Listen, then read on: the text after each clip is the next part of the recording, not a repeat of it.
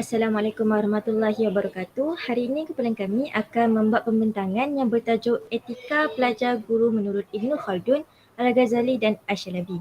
Saya akan mulakan dengan pendahuluan. Sebelum kita mengulas lebih lanjut tentang tajuk ini, kita perlu tahu dulu apa maksud etika. Menurut Kamus Bahasa Melayu Dewan Bahasa dan Pusaka, etika merujuk kepada prinsip moral atau nilai moral seorang atau sesuatu kumpulan. Untuk mencapai kualiti yang cemerlang, adab dan etika ni mesti dikaitkan dan saling melengkapi. Seperti nasihat Imam Malik radhiyallahu anhu, pelajari adab sebelum menuntut ilmu. Ini jelas menunjukkan bahawa bukan sahaja ilmu itu penting dalam kewujudan manusia, malah adab atau etika dalam proses mencari maklumat itu. Seterusnya, permasalahan pelajar.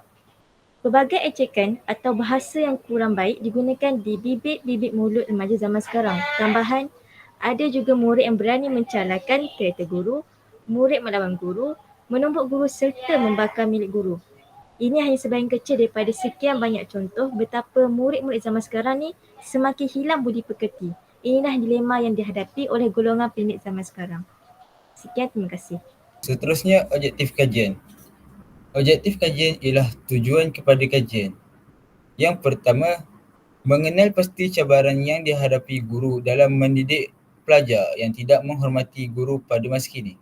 Yang kedua, mengenal pasti konsep yang digunakan oleh Ibnu Khaldun, Al-Ghazali dan Asy-Syalabi dalam menangani isu pelajar yang sering tidak hormat terhadap guru mereka sendiri. Ia adalah kajian literature, iaitu kajian yang dilakukan oleh kami. Yang pertama adalah Imam Al-Ghazali, yang mana mengatakan bahawa pelajar tidak boleh membantah pendapat guru.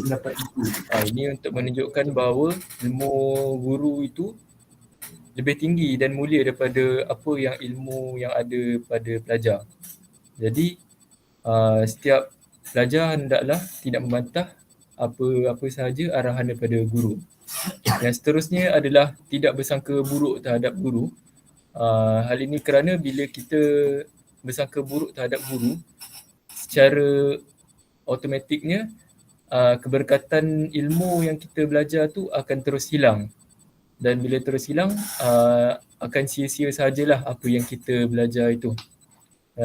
Seterusnya, tokoh kedua iaitu Asy-Syalabi, yang mana etika dan cara dia mengajar ialah beliau akan menerangkan topik-topik yang dipelajari sebelumnya dan seterusnya akan fokus pada perkara yang sukar difahami dalam tajuk yang diajarnya. Dan seterusnya sebelum tamatnya pembelajaran, beliau akan bertanya murid lah sama ada murid-murid yang diajar tu adalah faham atau tidak. Jadi untuk menguji kefahaman pelajarnya, dia berbuat demikian.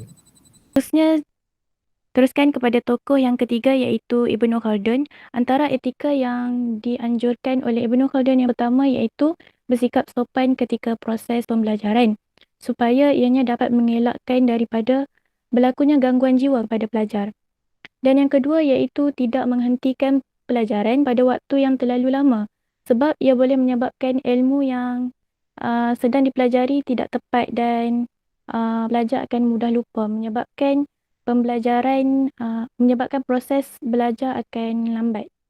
Dan yang ketiga iaitu fokus kepada satu cabang ilmu ketika mengajar. Maksudnya pendidik harus tidak mencampur adukkan keseluruhan pelajaran kalau pelajar ni belum lagi menguasai sesuatu pelajaran tersebut. Dan yang seterusnya berkaitan dengan metodologi kajian.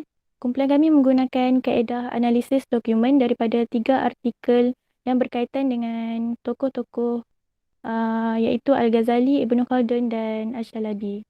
Seterusnya berkenaan dengan analisis dan perbincangan. Yang pertama iaitu cabaran dalam mendidik pelajar yang tidak menghormati guru. Poin yang pertama iaitu disiplin pelajar terhadap guru di dalam kelas. Pelajar pada zaman kini kurang menghormati guru mereka. Sebagai contoh, mereka tidak fokus dan lebih gemar berbual dengan rakan-rakan mereka. Oleh itu, sebagai pelajar kita perlulah mendisiplinkan diri dengan cara fokus di dalam kelas supaya penyampaian ilmu itu sampai dengan betul. Seterusnya iaitu terdapat ibu bapa yang tidak mahu menerima kenyataan dan nasihat.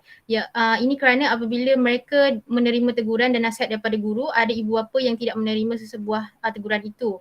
Mereka seolah-olah menyalahkan guru kerana tidak mendidik anak mereka dengan betul. Walhal mendidik ini bukanlah 100% daripada guru kerana sebahagian besar tanggungjawab mendidik adalah daripada ibu bapa. Seterusnya iaitu konsep yang diguna pakai dalam menangani isu pelajar yang tidak menghormati guru. Yang pertama iaitu dari pandangan Ibn Khaldun, beliau menekankan penyampaian ilmu yang tidak keras kepada pelajar. Ini kerana kita tidak mahu mereka takut untuk masuk ke dalam kelas.